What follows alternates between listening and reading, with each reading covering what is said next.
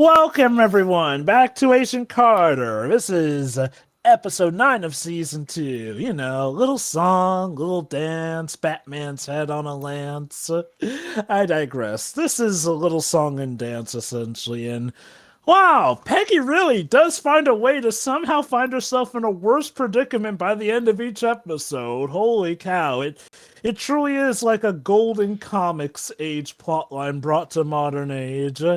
So yeah, Wilkes betrayed her, admittedly out of desperation, but that was definitely the wrong thing to do. We used gamma radiation to try and fix the problem. However, Frost might be willing to exacerbate the issue by taking Peggy and Jarvis hostage.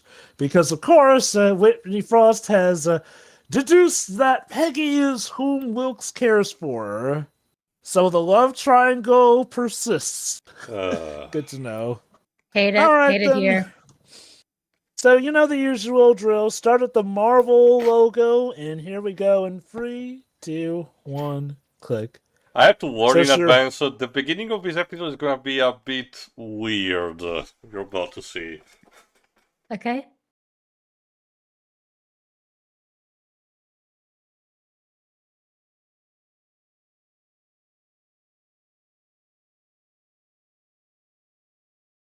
Seriously, what was the deal with the bisexual light in this scene? Okay, to be fair, the purple lighting is because of the energy that his gate gives off. Although that does admittedly give me like some Blade Runner 2 vibes. 2049, yes. Yeah.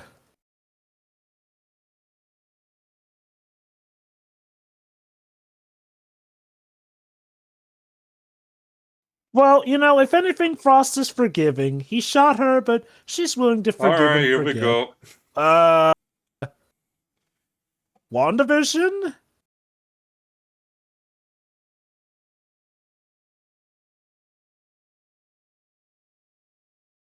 It's always WandaVision.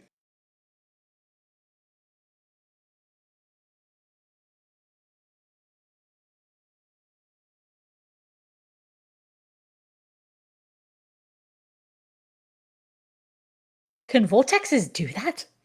Oh. Maybe. Michael, her brother.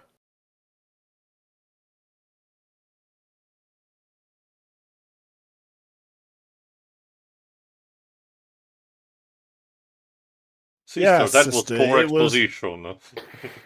Yeah, also, yes, it was totally part of my plan to be killed just to get you into action.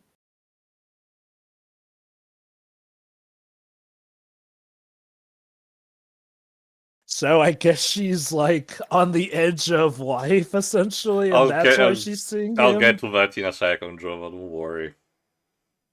Oh, green. L&L Automata. Peggy Carter is She-Hulk. Yes. Damn. You know, I don't know if there's a what if where that happened.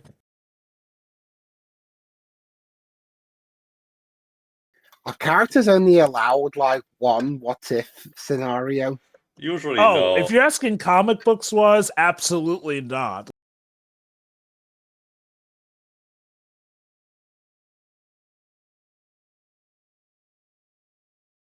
Ha!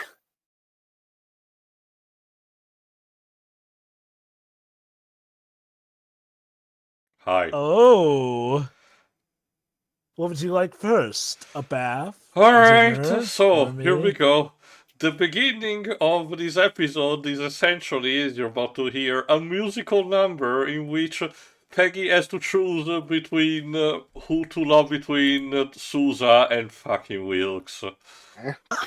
Even better. Do we really need this right now? It gets even better. Marvel Database categorizes this particular dream sequence as Earth TRN 1611. It's a separate continuity on its own. Apparently, Peggy's subconscious is quantum leaping into an alternate universe right now. Oh, wait. Is it because of the black goo? No idea. This is a thing, and they decided to canonize this as its own reality.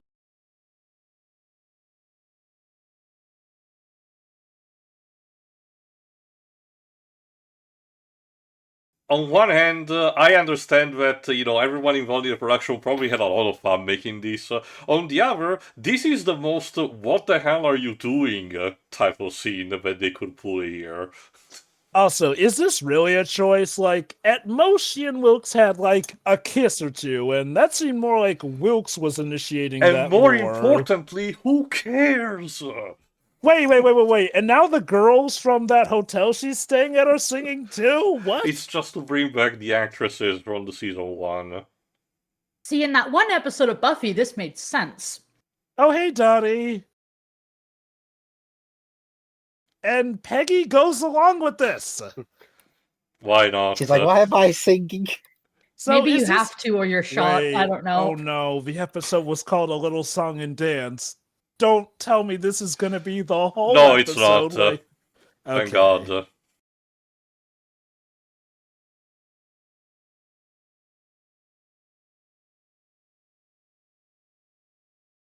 It's kind of like the guy who did not like musical, where the in universe it's justified why everyone is doing the little song and dance.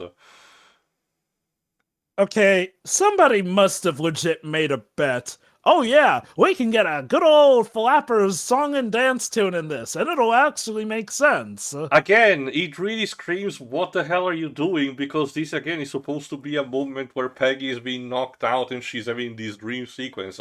Yes, we can make the argument that the 40s did have a lot of medias, like as we noted, the Three Caballeros, for example, did have something like this going on. But I don't know, man. This Jarvis, what the hell? Also, considering how, messed up the last couple of episodes were, like, this is like being Tone. slapped in the face. Okay, as I was saying, Well, this is good the exact- timing there, Sir Roy. Actually, yeah, this is a good point. This is literally the same shit as that episode in the Knuckles series, where Wade is hallucinating the exposition from Pachacamac. I can't believe I'm gonna say this. At least there, it felt more tonally in line with the series in a sense. Don't get me wrong. So yeah, It we just wasn't wasted like great. 6 minutes of our time, basically. Just to establish that Peggy's knocked out and she has to choose between Wilkes and Sousa, and I'm like, again, I'm sorry. Narratively speaking, it only makes sense if she chooses Sousa, since Sousa's the only one she's actually really shown feelings for, essentially. and he's married. No, he's not. Remember, his fiance Rejected is the not ring his and fiance everything. because she assumed that he's in love with Peggy because he dared to fear for Peggy's life when she almost died. Oh, that was really the end of that? Apparently. I mean, unless unless I thought the I might have fiance. missed like a whole scene when I was like away for a moment, but I'll just say this, Shiroi, unless the fiance maybe she showed up during that song and dance, I don't know, but unless the fiance comes back in this episode or the next episode, yeah, the last we see of her was her storming out because how dare Sousa be worried for Peggy who's dying? That clearly means he has feelings for her. I mean, yeah, oh wow. we the audience know he has feelings for her, but the assumption his would-be fiance goes off of, it makes it clear that maybe he dodged a bullet if she would suspect him that easily. Yeah, like you said, when she was giving that talk to him, I was like, she really wasn't, willing to actually listen to potentially having or at least having a conversation on the matter. So honestly, breaking off was probably the better thing for both of them. So yeah, Jarvis's bloodlust has pretty much fucked everyone over. Yeah. Well, thank goodness it's not gonna happen again in the MCU, this kind of case.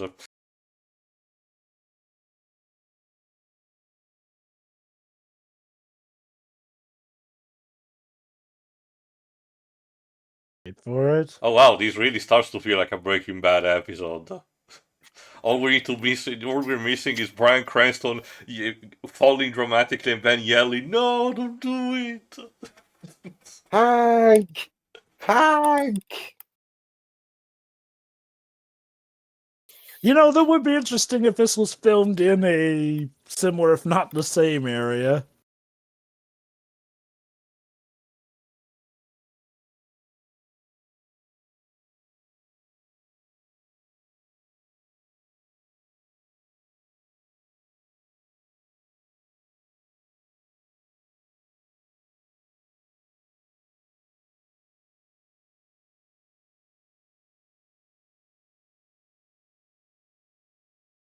Then go put up a mask and get beaten up repeatedly by Chun-Li.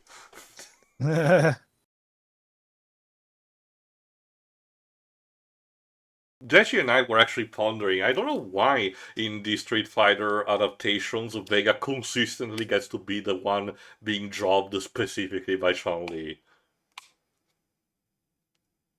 I guess it's about of beauty versus beauty, since Vega's all about beauty. Vanity, don't more know. like, I guess.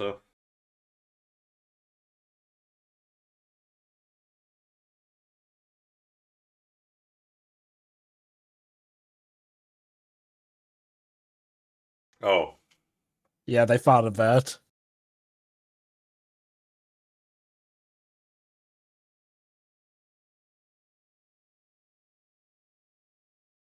Of course you had that on your belt. Although, to be fair, it's Peggy, Star so I can technology and totally all. buy. Just need to apply some, there you go.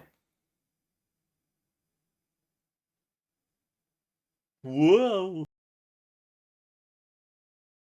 Yeah, jump. What else? What else are you going to do? Actually, no, let's just, after we put the effort in to open the door, let's just stay in the van.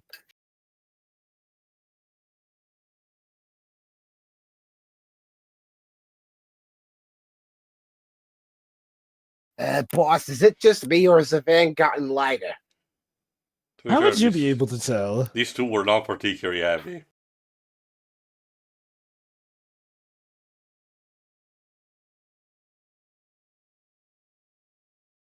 Oh wow, now I'm getting flashback to Stephanie Meyer, the host.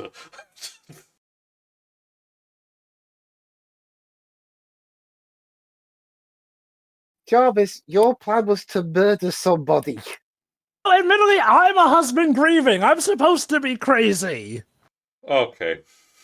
You still nearly murdered someone. This episode really loves to waste our time. Like, going back to the song and dance sequence from the start, though, I think it really does summarize how I feel about this season, though. How it feels like a coin flip on whether you're going to get an episode that feels serious like in the first season, or if you're going to get something that's wackadoodle. Which, again, I'm Oh. not saying that the two cannot mix, but they haven't been mixing the best this season.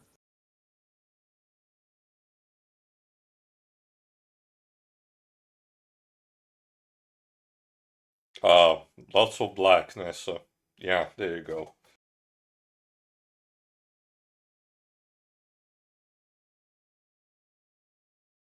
Maybe I'm the chosen one.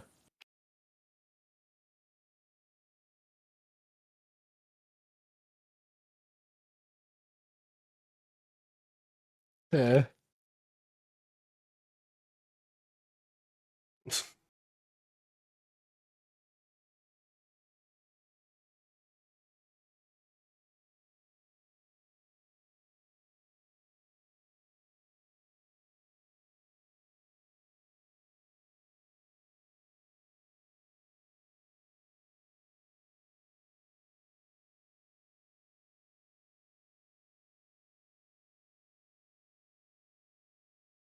Taking him out to an open field and everything.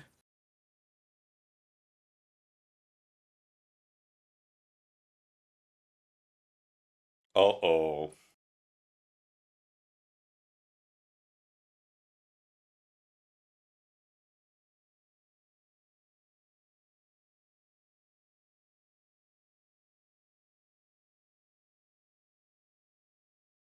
I mean, yeah. Despising incompetence, I get it.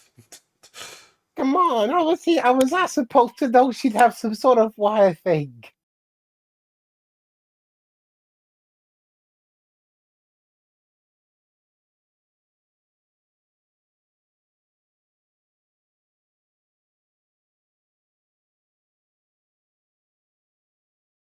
So, is this really gonna be most of the episode? I guess them having to survive in the desert. Again, to be fair, Breaking Bad did manage to make an episode about that too, but Not to mention this is weird. the special center around Jesse El Camino. This is a bit weird to do for like your penultimate episode, I feel like. We're reaching kind of Tolkien levels of rising action, climax, falling action, two more climaxes, and then maybe more rising action. Okay, so Jarvis does raise a good point. For as reckless as what he did, he has been arguably just as reckless, and admittedly, her planning. Oh. Yep, hit her with that line.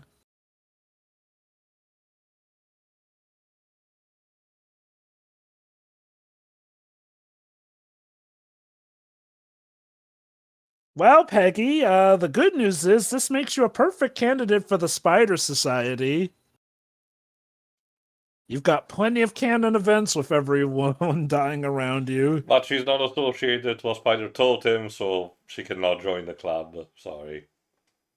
Give her some time and whatnot. I bet you it'll turn out that actually her great-great-grandmother was a spider person. I mean, why not? If Mohammed Taggart can be retconned to be a mutant out of nowhere, why not? And okay, if I recall correctly, I think later multiverse stuff with the spider people is acknowledged that you don't have to be tied to a totem, at least to be part of, like, the multiverse shindig and whatnot. Now, when it comes to what the Morlands are going after, yeah, if you're tethered to a spider totem, your ass is grass.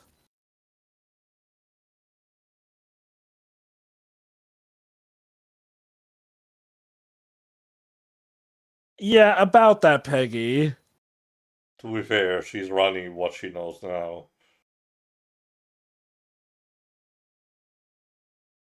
Really wish that the episode, like I said in episode 2, I really wish this episode was more about this and less about stuff like the musical.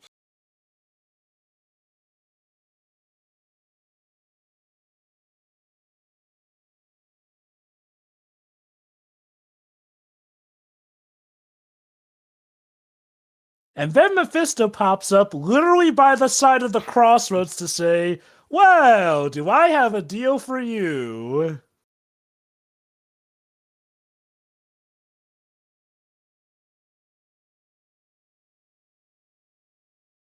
Wow, that's gonna make this walk extra awkward.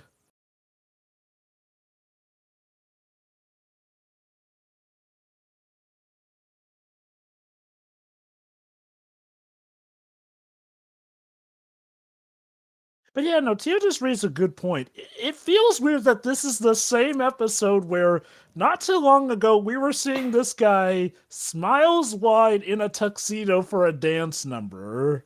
Like, again, they probably wanted to create their own big-lipped alligator moment, but it really is can be a qualified to that because Peggy Psyche never really suggested that she would have this kind of deal after she was knocked out. And again, Although from what it's not mentioned again anyway, so.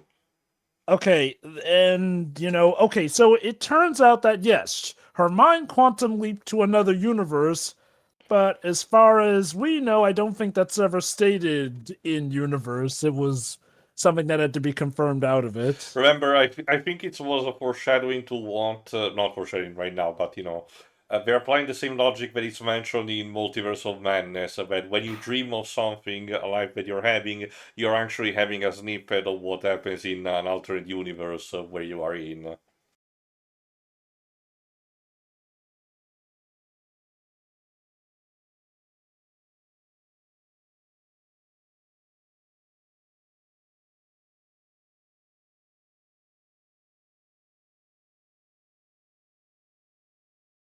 Yeah, I could have tried to shoot her. I mean, I had a gun too, but I guess she's quicker on the trigger.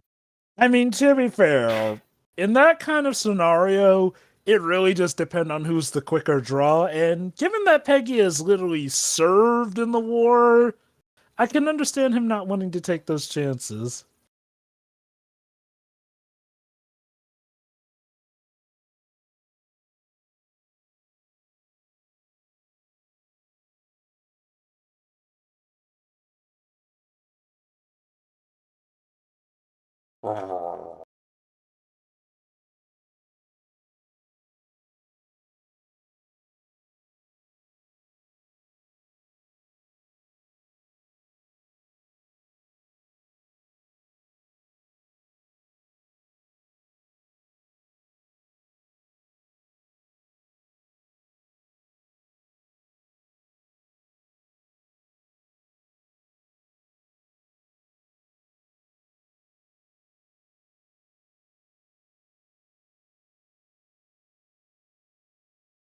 You fool, if you use it on her, you'll just turn her into a Super Hulk. Well, we don't know yet.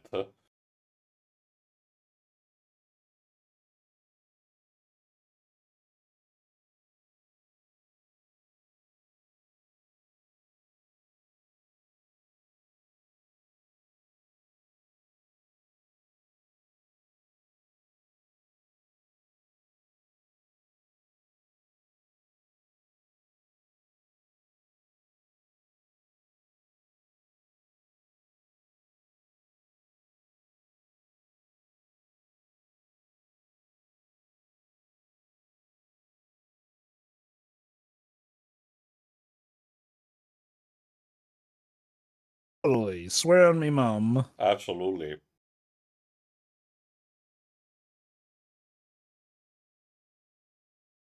Dial it down 20%.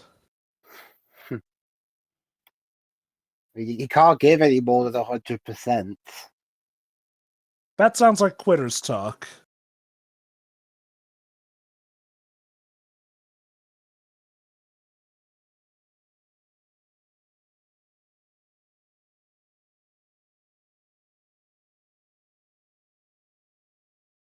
There you go.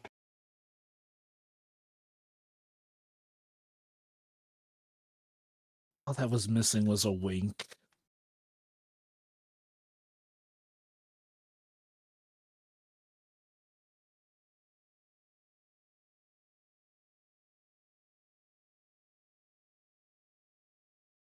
You'll let him down, won't me?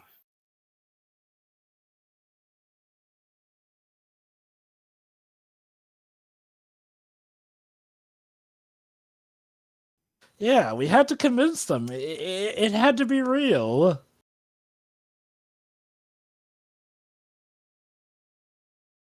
course, it's always a waste management facility with mafiosos. It's always like abandoned warehouses and stuff like that. Again, I was mentioning Darkman the other part, the other episode. The opening scene literally happens in one of those.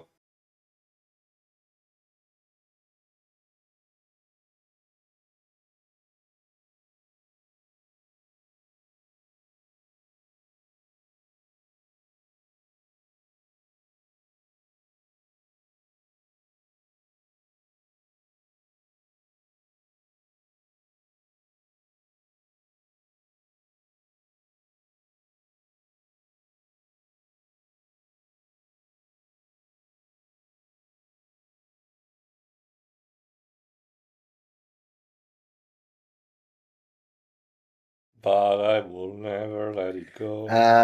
Has he got the antimatter inside him or venom? Yes.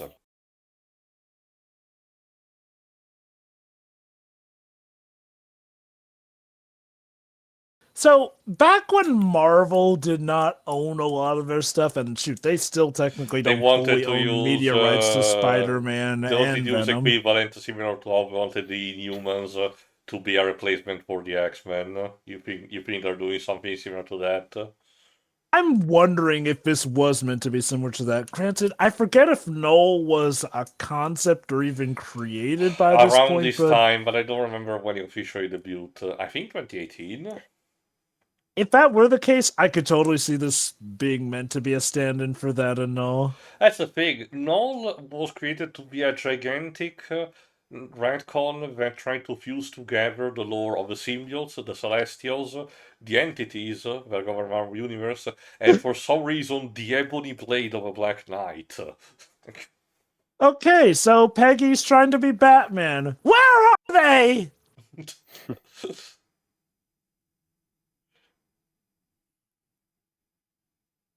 Yet.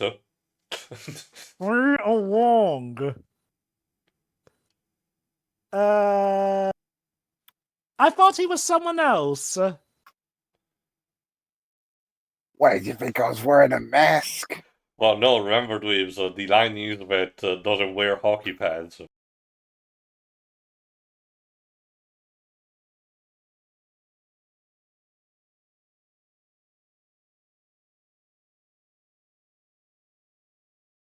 Yeah, keep telling yourself that, Thompson. God, wouldn't that be funny? This stupid love triangle, and she actually ends up settling down with Thompson instead because just screw it all. Uh-huh.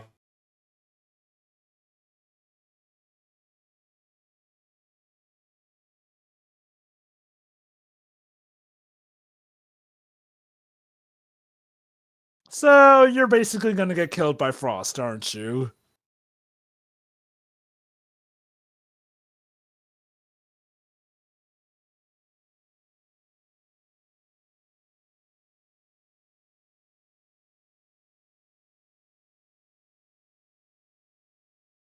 Gee, You know, when you say it like like that, that. this is starting to sound like a bad comic book plot. You know what? Let me check if there actually is a variant of Peggy Carter who's like Spider-Woman or whatnot. Usually Marvel Database tends to help on that. Because Let's they see. list on the character main page all the variants.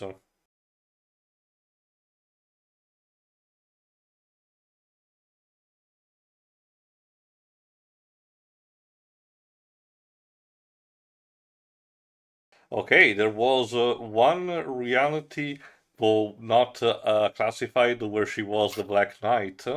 One where she was Electra, one where she was Valkyrie, one where she was Deathlock, one where she was Wolverine, another one where she was Sabretooth, but no Spider-Man or related character varieties.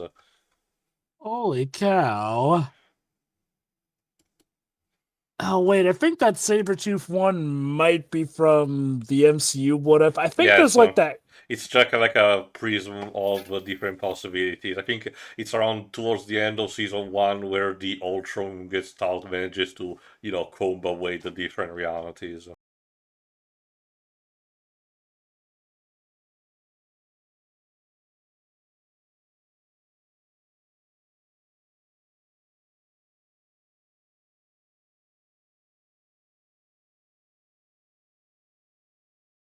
You sure you want to shake her hands? You know very well that she kills people by touching them. Oh, don't worry, she's gone to therapy. She doesn't do it automatically now.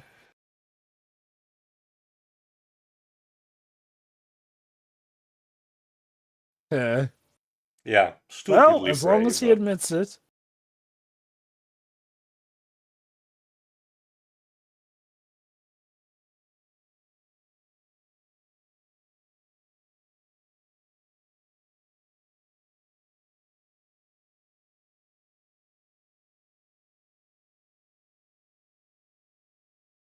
Hilarious. Jealous type.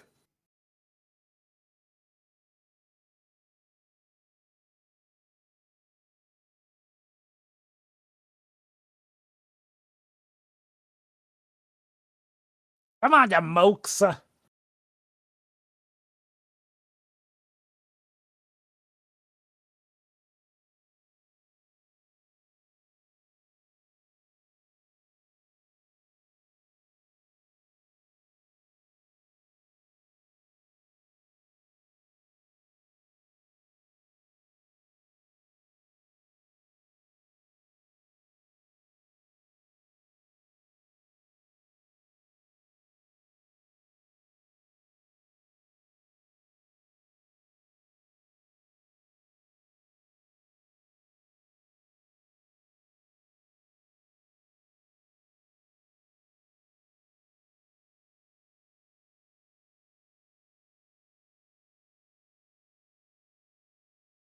Yes.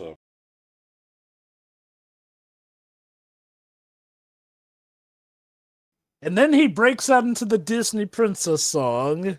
We already had a musical sequence, so please. Also, yeah, that council who we haven't even kind of heard from the last 2 episodes. I don't think they ever show up again. Like Ray Wise, I think he's pretty gone from this. Dang, not even killed off, I guess. Like I said, I think Huh. they probably were planning to have something more to have in season 3, but never happened. Again, at the end of the next episode, we'll tell more.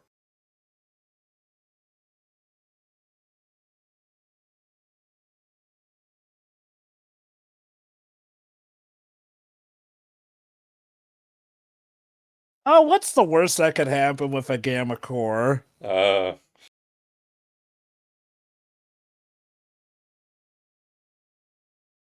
Why, you know what? That's perfect. Clearly.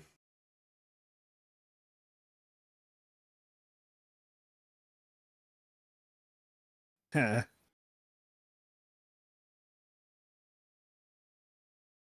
Yep, we're gonna wrap this up, and episode 10 will just be one long epilogue. Clearly. After I had a drink of that Zacola. I mean, okay, you kind of say that, but some, not all, but some of the parts of JoJo tend to have this thing where after the main bad guy is defeated, they have like one last story arc that's either like it's treated as a flashback episode or a post-script final boss type of deal. So who knows?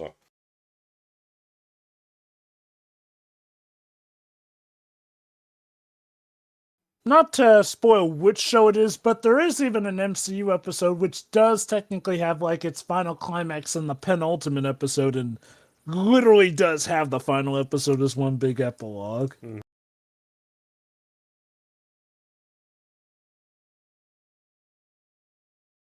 A gamma bomb, to be precise.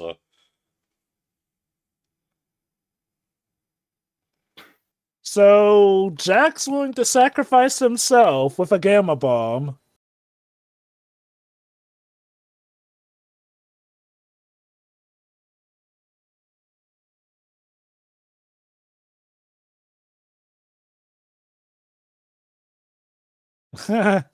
Go! There you go.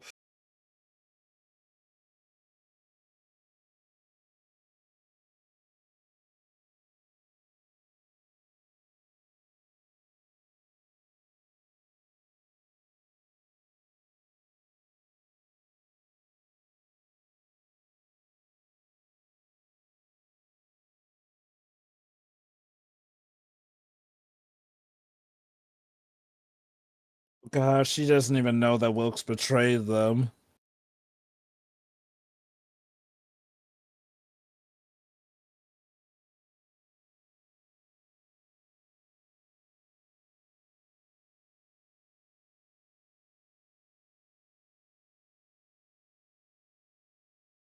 Cause everything stops for tea.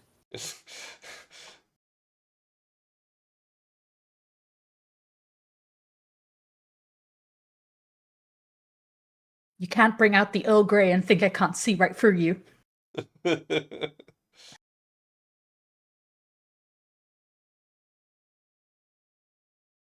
Not now.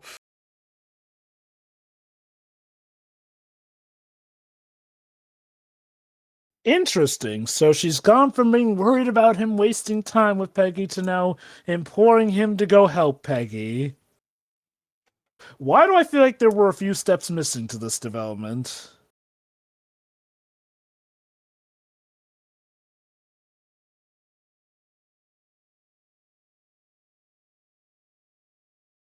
Yeah. Come on, Jarvis. So.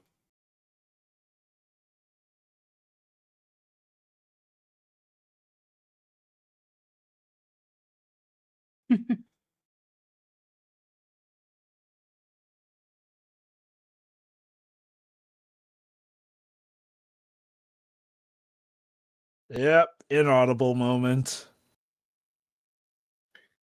Yes, Interesting transition.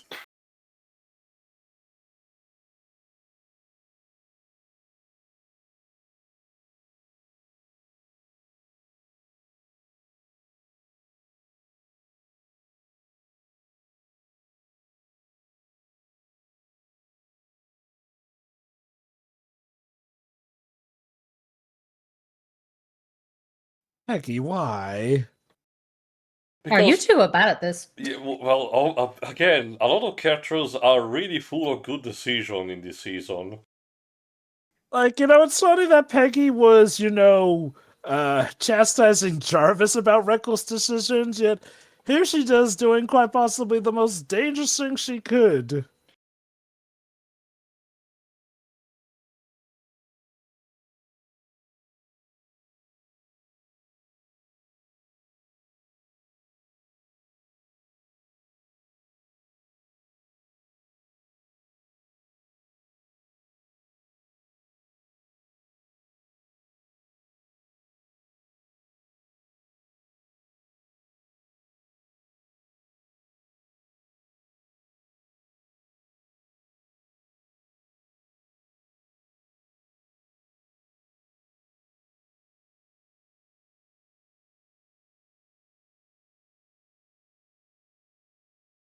Boo.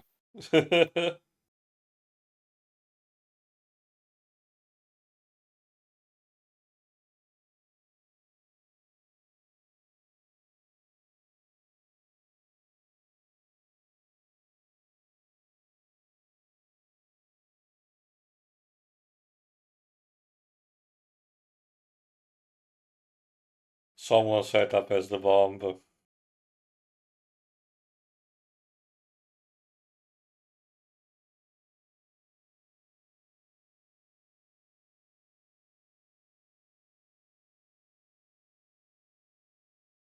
He really does believe in him, which, to be fair, yeah, he does seem like a legit good guy, but still, though. Well, there you go.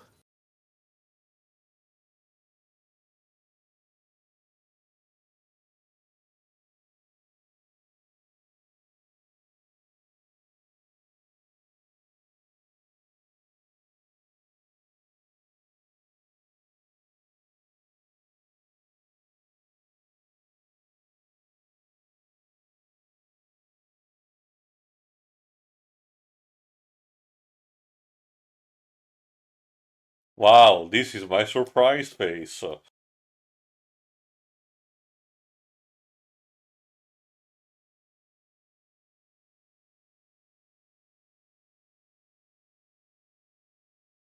There's a character in Yakuza 0 which is very similar to Vernon in terms of trying to manipulate one of our protagonists into doing what he wants, but he's so much more compelling, I argue. Jason! Jason! Actually, we have to wait one more episode, Jason. I can't cope with the script anymore. Yeah, it really feels like the season is really just is trying to get to the finishing line. Oh. He's been out for too long, I guess. And he's been exposed by huge quantities of it.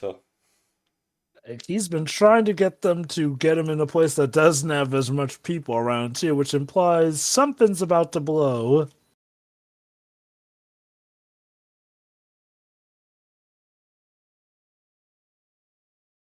I guess, like, he didn't want her to watch him die or something. Like, I don't know.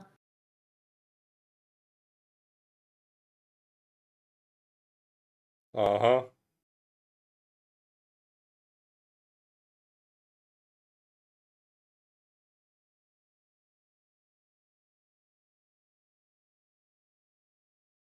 Alright, this is like that storyline from the Cassandra Cain solo series, where she encounters government agent that keeps saying, "Oh, we're just cogs, besides cogs in a big machine that is the government."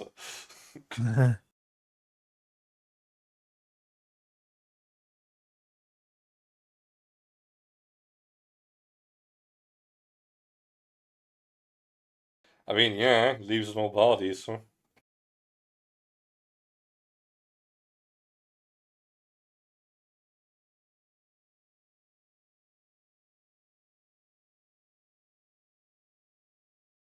See ya.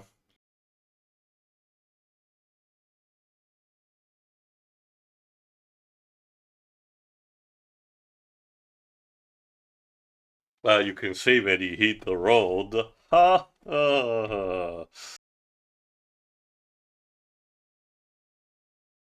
Yeah, the thing is that he wanted to use the detonator, but they jammed the signal, so... Wait. Shouldn't there be a big boom? It's like There was that scene supposed to from be the an Dark... earth-shattering It's kaboom! like that scene from the Dark Knight.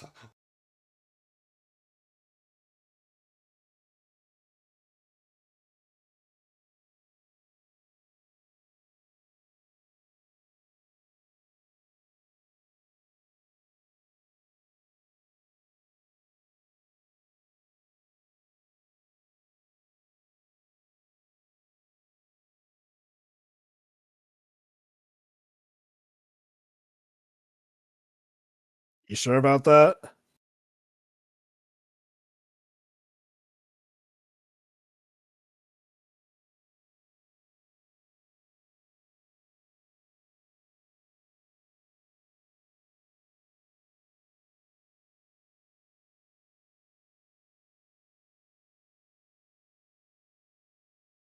I mean, to be fair, he literally has a gun being held to him.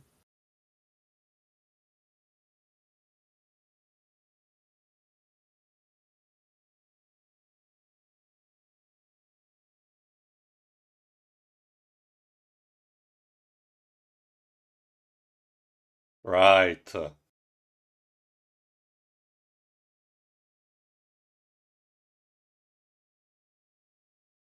Remaking the world in my image, yeah.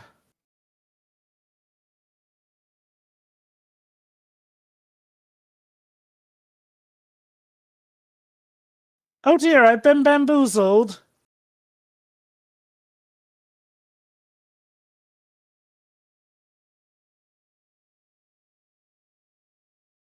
Oh, Jesus, he was literally beginning to morb. Wow, that's the end of Agent And Carter, everyone. and- What a series. Wow, they did end it Yes. here. Jesus. He has the power to end the episode. I mean, that is pretty impressive, I will admit. So I guess that begs the question, which blew first, him or the bomb? Or the interest of the audience.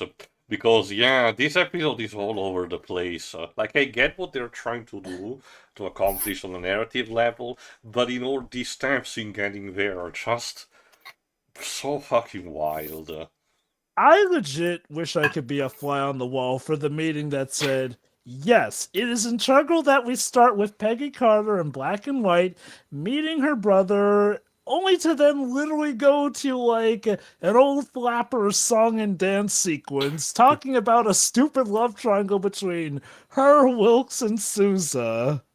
In terms of turning stuff into musicals, I mean, from what I can tell, at least it's not as egregious and out of nowhere as that Jack the Giant Killer movie. I do find it funny, though, that they did legit turn around and canonize that because, hey, look, it wouldn't be Marvel if we didn't make every single different universe canon. Remember, even the theme parks apparently have their own canon. Alright then, so I guess that leads to the epic conclusion, which will happen in the next episode, the ultimate one, Hollywood Ending. This series is so full of weird titles.